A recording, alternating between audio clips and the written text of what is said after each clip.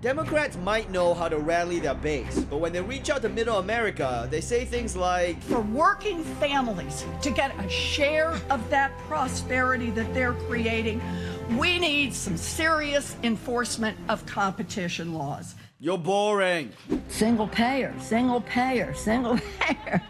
It's like you don't even care about what you're saying. Can you hear me now? It's not working. It's not working? No, it's not.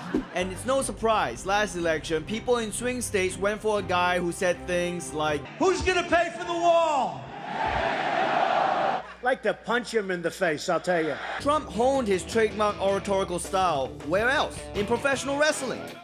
And if Democrats were gonna fight back, they needed someone who could go head to head with a WWE Hall of Famer like Trump. And in the heart of coal country, we found him. Shut your ignorant mouths, because the progressive liberal has something to say. Finally, a Democrat who doesn't make me want to change the channel.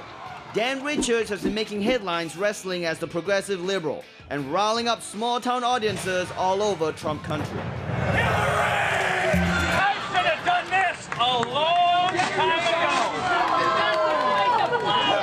How hard is it to pretend to have these liberal values? Oh, well, I'm not pretending. You're on the wrong side of history. Shut up! But even if the crowd hates him, the progressive liberal could teach swing state Democrats some classic wrestling techniques for getting voters' attention. You want to stick to broad brushstroke talking points. Right. So Middle America would rather learn about politics through a mostly naked man than by reading a book. Yeah. But Dan assured me that besides wearing shirts, politicians and wrestlers had one key difference. People in politics will say anything to get elected, whereas a good wrestler, they're only going to say things that they truly believe in. So what you're saying is that the level of political discourse in wrestling is actually higher than in politics. Oh, yeah. But with Congress immobilized by partisan politics, what advice did the progressive liberal have for Democrats? Let's say you're Chuck Schumer and Mitch McConnell puts you in a headlock. What do you do?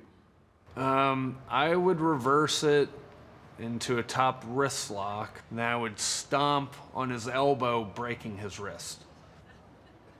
And then the issue will be resolved. Without a doubt. The progressive liberal had some great ideas for updating Democrats' messaging. But could he take on the heavyweight champ in the White House? Unfortunately, he was busy golfing.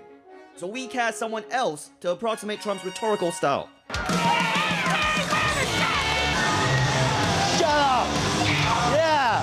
Introducing the Commander-in-Brief. Is it just me or is it getting cold in here? Because there's a snowflake in the ring. Snowflake! Snowflake! Quit pandering. I'm not pandering, I'm one of them. My pandering was working. Time to take this to the next level. Do you know what this man wants? Let me guess what you want to do with the guns in this country. Just let me guess. You want to take them away. I don't want to take away guns.